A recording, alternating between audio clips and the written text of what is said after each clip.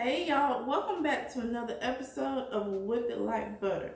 Alright, so today we're going to make a strawberry shortcake, y'all. But I'm putting my own spin on it. I've been doing, these pound cakes slash bundt cakes lately. So I'm putting my own spin on it.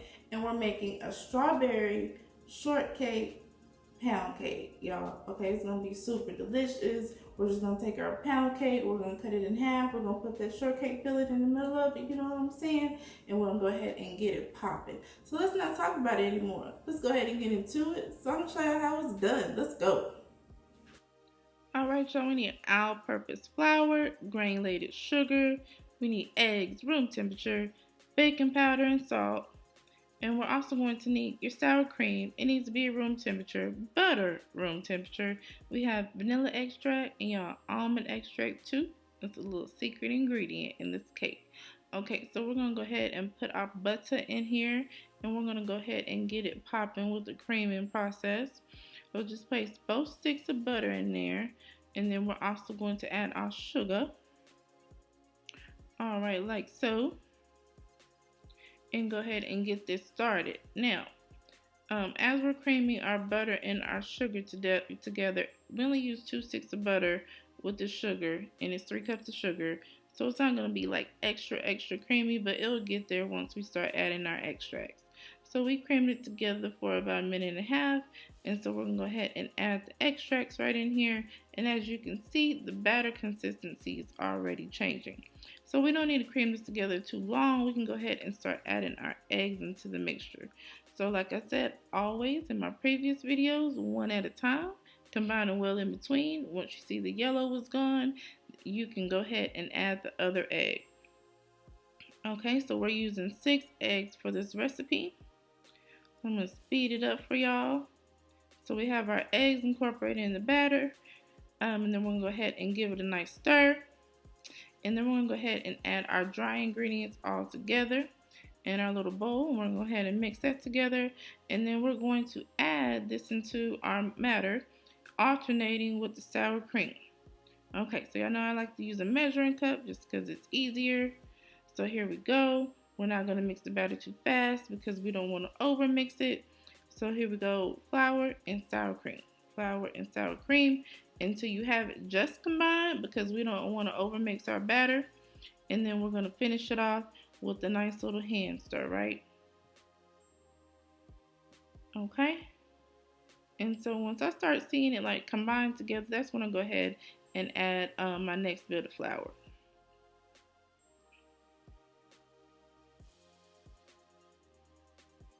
All right, we're almost there. And okay, stop. Yeah. Okay, we're gonna go ahead and give that a good nice stir. Make sure that you stir the bottom as well so you're getting it all incorporated. And then we're gonna go ahead and spray. Y'all got this pretty pan. It looks pretty with the hearts and everything. Love Day is coming up. It's just gorgeous. I can't wait to bake in this pan anytime, but it's especially gonna be nice for Love Day. Love Day is every day. So I gotta get it popping with some other recipes in the future. We'll see. We'll see what I come up with. Okay, spray it down. Spray the mess out of your pan, because that's how we prevent the sticking.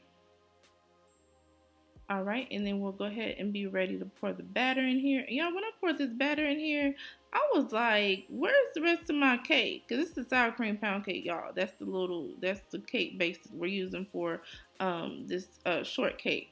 And I had to think about, like the size of the pan, not the size of the pan, but the ridges in the pan and how it is in the bottom, like the cake goes down into the crevices.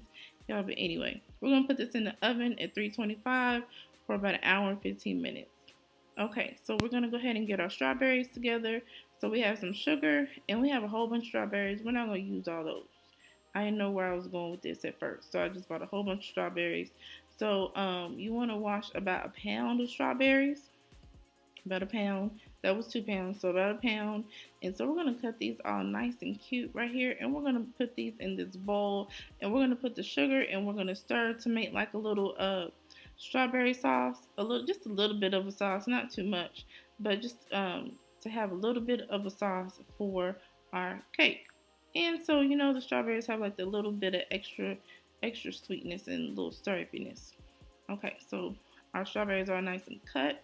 So we're gonna go ahead and put our sugar. I cut like about most of those strawberries. Yeah, most of them. Okay, and then we're gonna go ahead and put this in the refrigerator, and we're going to allow it to chill. Now, we're not going to use all the strawberries for this filling, but you do want to save them because you want to, may want to put extra strawberries on top when you cut your slices of cake. All right, so we're going to go ahead and work on the filling. So we have Cool Whip, cream cheese, and powdered sugar.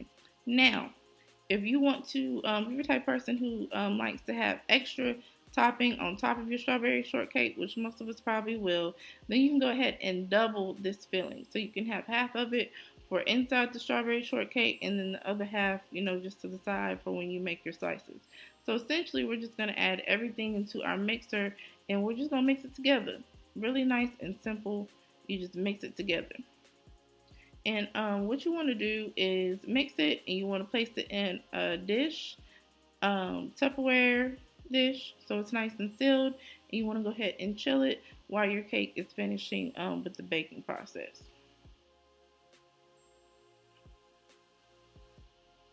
All right. Okay, so our cake has been cooling for about 20 minutes. And so we're going to go ahead and invert it. You don't want it to cool in your pan any more than 20 minutes, give or take, to avoid any unnecessary sticking. So we have it inverted. Y'all, I'm going to show you. Ooh, y'all going to love how pretty this cake came out.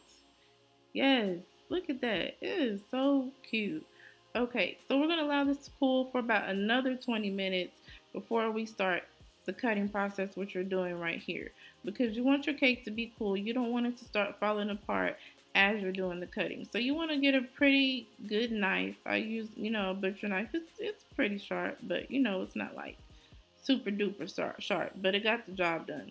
So you can try to cut across the cake as clean as possible.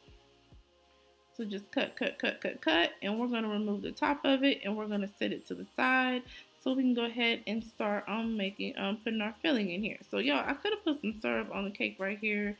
I ain't thinking about it till later, but we're gonna roll with it. So we're gonna start with the topping right here, the filling, and we're gonna go ahead and spread it and get a nice little layer of the filling on this part of the cake. Okay, now I suggest you use a spatula or something like that, like a spoon for this process. But when we get ready to lay the strawberries and we do the other portion, I recommend that you use a spreader or like a knife, something to that effect, and you'll see why when we get to that point. Okay, so I put a good amount on here, and now we're going to get ready to go ahead and lay our strawberries. So, we wanted our strawberries nice and cute, so that's why we cut them the way we did. And I tried to cut them, close to about the same size, but, of course they're not perfect, so try to get it, as close as you can. And if you can't, just roll with it, okay?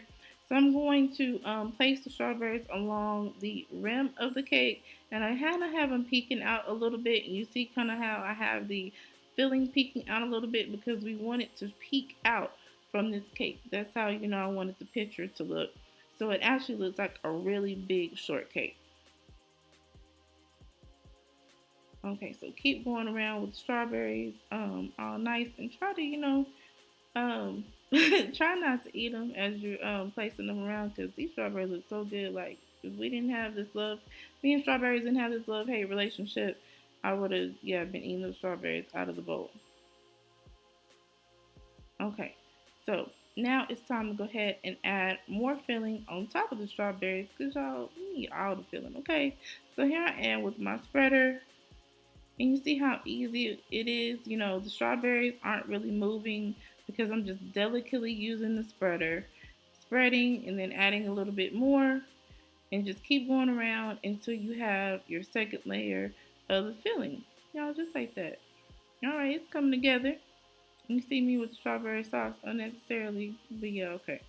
So we're gonna add the top layer back on there, and you want to do this as delicately as possible. You don't want to break your top layer, and then you want to kind of place it even like how it was like when you cut it.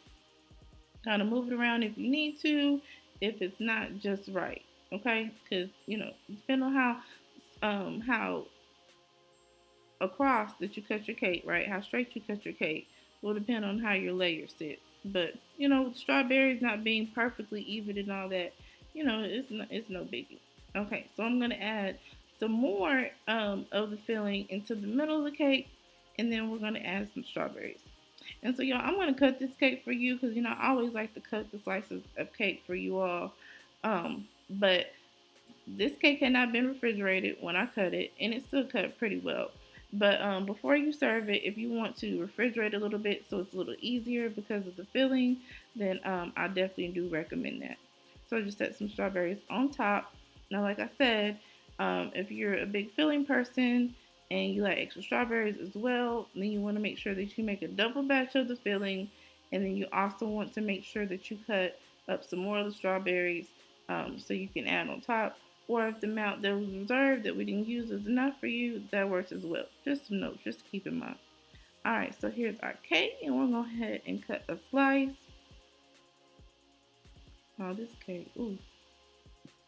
And these little heart sections, y'all, I'm so in love with this pan. Okay. So just be gentle with it, because like I said, I didn't refrigerate it first. But y'all, take a look at this slice. And then we're going to get into the taste test. Take a look at this slice, and then also, just wait a second. I also dressed this slice up for you all so you can see what I was talking about. Look at all those strawberries and the topping. Honey, yes. Get the recipe down in the description box below. Okay, y'all, so here's our piece of strawberry shortcake. Okay, so this slice right here, there we go. It's basic. Fun fact, y'all.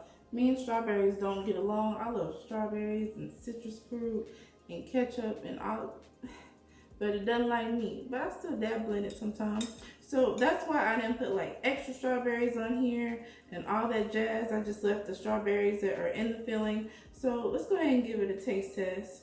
So it's not all, you know, cute like the one we did at the end, but yeah, I can't do all that. I'm still gonna enjoy this cake.